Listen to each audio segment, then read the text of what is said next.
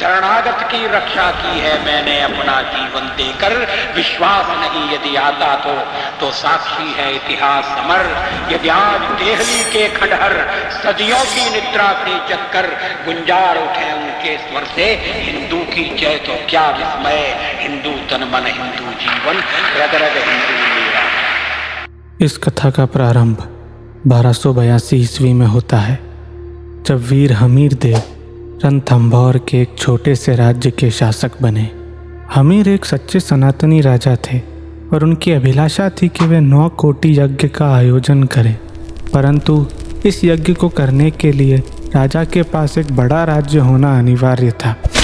उस समय दिल्ली सल्तनत में गुलाम और खिलजी वंश में सत्ता के लिए आपसी संघर्ष चल रहा था। इसी परिस्थिति का लाभ उठाते हुए अब वीर हमीर ने अपने राज्य का विस्तार प्रारंभ किया।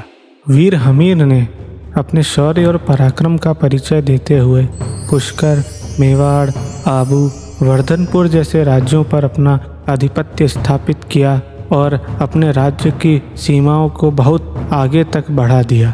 और इस तरह वीर हमीर एक बहुत बड़ा क्षेत्र अपने अधीन कर दिग्विजयी होकर रणथंभौर लौटे। 1290 ईस्वी में जलालुद्दीन खिलजी दिल्ली का सुल्तान बन चुका था और उसने देखा कि उसकी नाक के नीचे किसी ने एक बहुत बड़े राज्य की स्थापना कर ली है। उसे इस बात का भय था कि आने वाले समय में एक काफिर हिंदू का राज्य दिल्ली सल्तनत के लिए खतरा बन सकता है।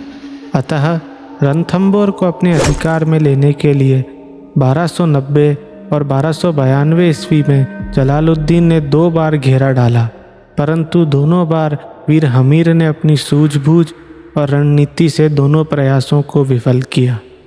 1290 के युद्ध में जलालुद्दीन खिलजी ने एक प्रारंभिक सफलता प्राप्त करते हुए झाइन के किले पर अपना अधिकार कर लिया।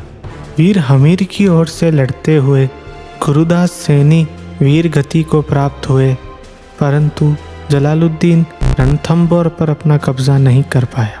1290-91 की अपनी प्रारंभिक सफलता से जलालुद्दीन का मनोबल बढ़ा और उसने पुनः रणथंभौर के किले के आसपास अपना घेरा डाला, परंतु वह फिर विफल रहा। रणथंभौर को जीतने के 2 विफल प्रयास के बाद जलालुद्दीन की निराशा का अनुमान इस कथन से लगाया जा सकता है। जलालुद्दीन ने अपने सेनापति मलिक अहमद चाप को कहा, चलो इस दुर्ग का क्या करना है, मैं ऐसे 10 दुर्गों को मुसलमान के एक बाल के बराबर भी नहीं समझता।